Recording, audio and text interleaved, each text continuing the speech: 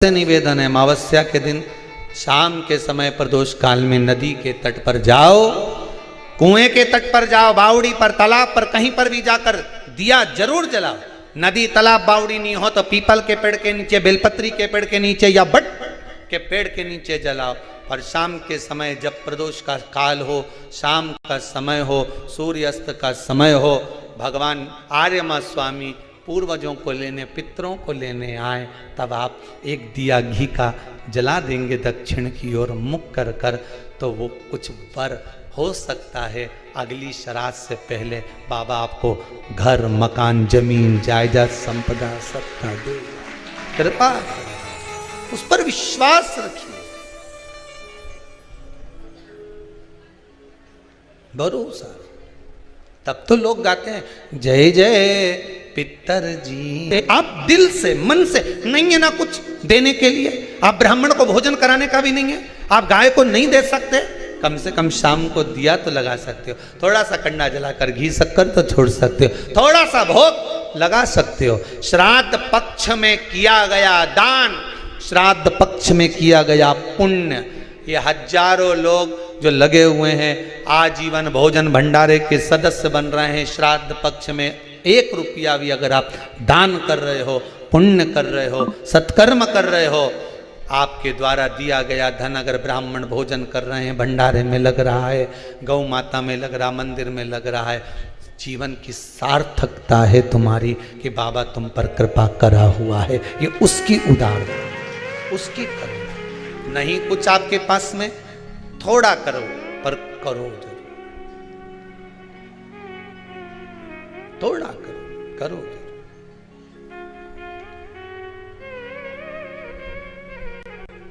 और तू कृपा करेगा तब जाकर होगा महाराज, तू दया करेगा तब होगा महाराज, तेरी दया बिना नहीं हो सकता। हे शंभु, हे त्रिकालदर्शी, एक आस विश्वास तेरा ही, और दूसरा कोई आस कोई विश्वास नहीं, तेरे दरबार से दुनिया को मिला है महाराज। किसी किसी व्यक्ति के जीवन में क्रोध बहुत होता है, आपको लगता है कहीं कहीं कि मेरे पितर मुझ पर क्रोध कर रहे हैं,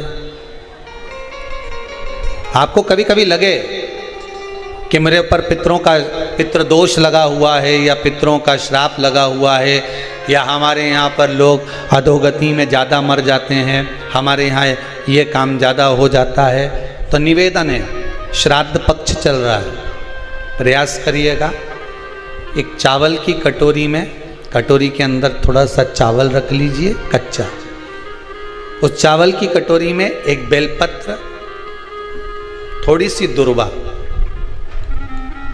बांधकर, पानी का मटका, परिंडा या जहाँ अपना रसोई घर में जल रखते हो, उस कटोरी को वहाँ पर 2 दिन 3 दिन तक रख दो। वैसे तो 16 दिन रखो ज़्यादा अच्छा था, पर जो दिन अपने को मालूम है 2-3 दिन उसको रख दीजिए। घी का दिया लगाइए। 3 दिन के बाद में उस दुर्वा को, उस बेलपत्र को शिव बाबा को ले जाकर समर्पित कर दो। चावल पूरे घर में घुमाने के बाद चिड़िया को या नदी में या किसी जीव को प्रदान कर दीजिए। महाराज, पितृदोष के निवारण का सुंदर तरीका,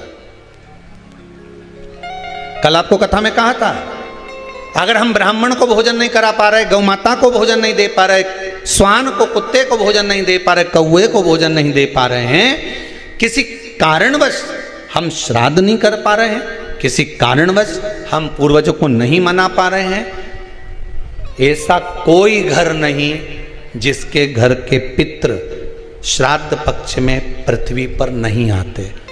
तुम पूछो मत पूछो, तुम्हारे घर के पूर्वज तुम्हारे यहाँ जरूर आते। दरवाजे पर आकर खड़े होते हैं पितृ, दरवाजे पर आकर हमारे घर के पितृ खड़े होते हैं, स्मरण करते हैं कि हमको यहाँ से कुछ भाग प्राप्त होगा, कुछ मिल जाएगा, कुछ प्राप्ति हो जाएगी। सम्मुख में आकर खड़े होते।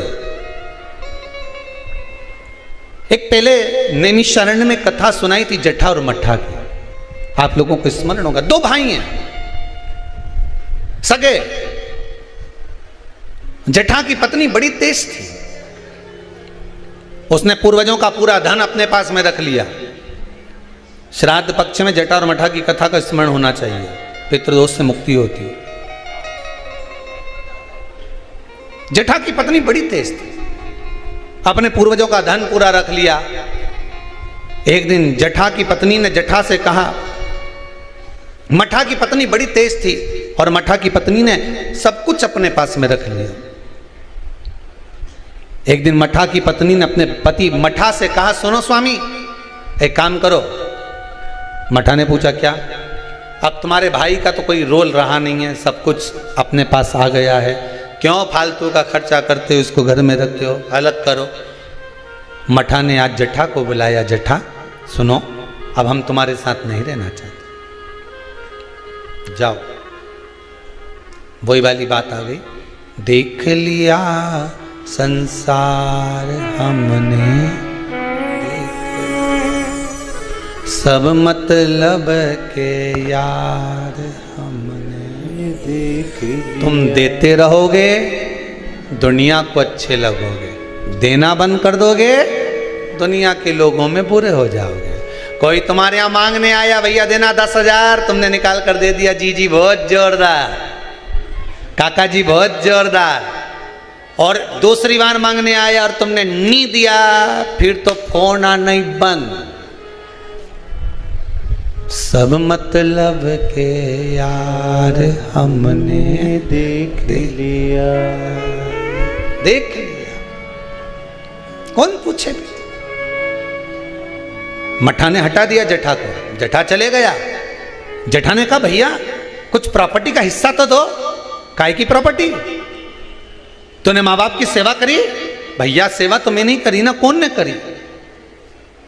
दो भाई का हिस्सा तो होना चाहिए, नहीं दिया, धक्का मार कर निकाल दिया। एक बात अपनी जिंदगी में याद रखना, जमीन और जायदाद दुनिया के लोग, रिश्तेदार आपकी कब्जा कर कर रख सकते हैं, दुनिया के लोग आपका धन चुरा सकते हैं, दुनिया के लोग तुम्हारी दौलत चुरा सकते हैं, पर तुम्हारा भाग्य नहीं चुरा सकते। उस पर विश्वास रखना, उस पर विश्वास रखना, उस पर भरोसा रखना। ले ले जमीन, ले ले तो कितना लेगा, कितनी रजिस्ट्री कराएगा, कितना पैसा इकट्ठा करेगा, कर ले, ले जा। भाग्य ले जा सकता है, किस्मत ले जा सकता है? नहीं। उस पर विश्वास रखना कि ये ले गया ले जान दो, पर तू है ना मेरे साथ। बहुत क्या करेगा ये? रख लिया मठा ने, जटा को नहीं दिया। जटा की पत्नी रोती हुई कहती है, स्वामी चलो। छोटा सा झोपड़ा, 2 आम का पेड़ था, एक आम के पेड़ से एक आम का पेड़ पे एक बांस बांधा, उसके दूसरी 2 लकड़ियां लगा के उस आम के बीच में दोनों झोपड़ा बनाकर रहने लगे। पितृपक्ष आ गया, श्राद्ध आ गया। मठा की पत्नी ने बोला, सुनो, हमारे रिश्तेदार तो हमारे आना ही छोड़ दिए। रिश्तेदार आना कब छोड़ते हैं? जब तुम्हारे भीतर अहंकार बहुत बढ़ जाता। जरा जरा सी बात में मैंने वो प्रॉपर्टी खरीद ली, मैंने हाथ का ब्रेसलेट खरीद लिया, महारा छोरा तो इतना कमाए, महारा तो दुकान ऐसी चले। रिश्तेदार तुम्हारा बखान सुनने थोड़ी ना आए, रिश्तेदार तो तुमसे मिलने के लिए आए। दिल से मिलो, ये बखान दूसरी जगह करना। फिर अगर कहीं का बखान कर दे, वही वाली बात आ गई, हमने तो इतना मकान, हमारा ऐसा मकान, चीटी कह दे मेरे तेरे मकान में खूब घूमूंगे, तू मेरे मकान में घूम के बता। फिर वही वाली बात आ गई कि नहीं आ गई? तो घूम के बता दो फिर उस मकान में।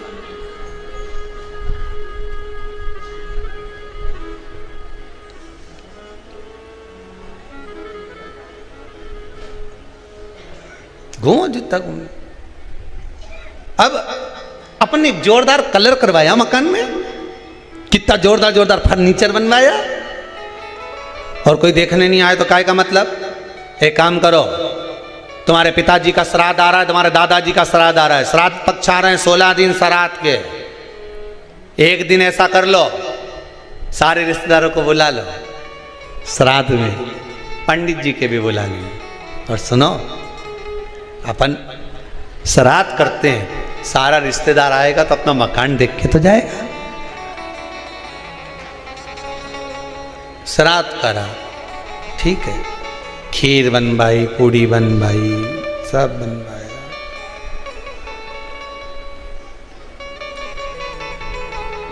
मठा की पत्नी ने करा, जठा की पत्नी बोली सुनो आज तुम्हारे दादाजी का श्राद्ध है, घर में कुछ है नहीं, और सुनो वो सामने जो व्यापारी है ना, जिसकी किराना की दुकान है, उससे आपकी अच्छी बनती है ना, हाँ मेरा बचपन का दोस्त है, जाओ उसके यहां से कुछ थोड़ा सा लिया हो तो अपन खीर बना लेंगे, ब्राह्मण को दे देंगे, उसके घर पहुंचा देंगे।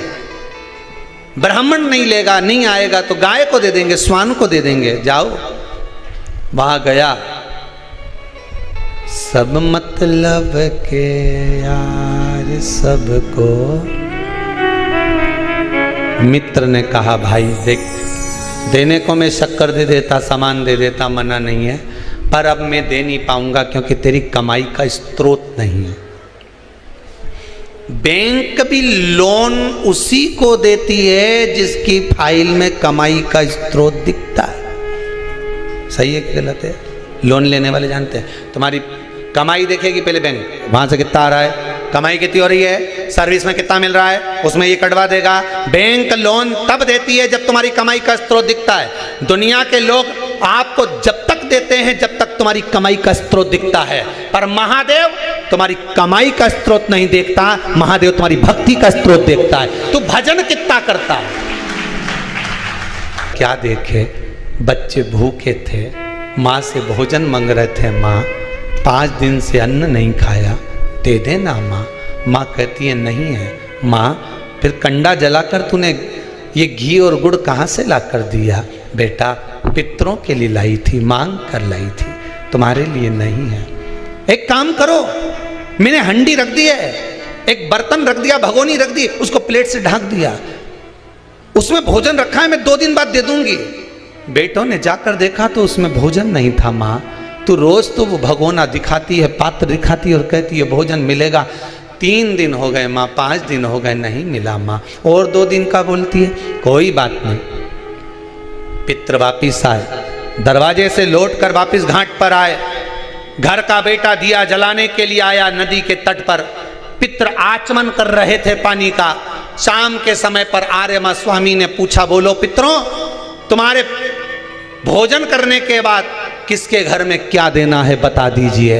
आर्यमा स्वामी ने पूछा तो पितर कहते हैं, जठा के घर में खाने के लिए नहीं है, उसको वर दे दो, दूध नहाए पूते फले, खूब उन्नति करे, वर प्रदान कर दो। जठा के घर में दूध नहाए पूते फले। जैसे ही बेटे ने दिया जलाया घाट पर, वहां पर खुशियों का दीप जल गया, आनंद का दीप जल गया, सारा सुख जठा के घर में पहुंच गया। मठा धीरे धीरे तिल तिल तिल तिल घटने लगा, जठा तिल तिल बढ़ने लगा। यह गरुण पुराण कहती है, स्कंद पुराण कहती है, ये आज का रोग नहीं है, ये पुराना है। जब पूर्व में किसी के घात दी होगी, किसी के हृदय को चोट दी होगी, कोई ऐसा प्रहार कर दिया होगा, किसी के विश्वास को, भरोसे को, दृढ़ता को कहीं किसी न किसी रूप में किसी के धन को खाकर दिया नहीं होगा, तो वो इस शरीर में आकर चुकाना पड़ता है। कहीं पाँव, कहीं हाथ, कहीं ये काम नहीं करे, कहीं ये काम नहीं करे, कहीं ये नहीं करे, कहीं मुंडा नहीं करे, कहीं ये मुख नहीं करे। क्यों? किस लिए? तुमने ना कोई गलत काम करा, ना तुमने कभी कोई गलत कृत्य किया, ना तुमने कभी गलत खाया, ना कोई गलत पिया, इसके बाद ये बीमारी कैसे आ गई, इसको ऐसा रोग कैसे आ गया? ये तो कहीं जाए नहीं, आए नहीं, किसी से मिले नहीं, जुले नहीं, फिर रोग कैसे आ गया? उसका कारण है हमारा आज का नहीं। मत बुरे कर्म कर बंदे, वरना पछताएगा। भगवान की आंखों से तू बच नहीं।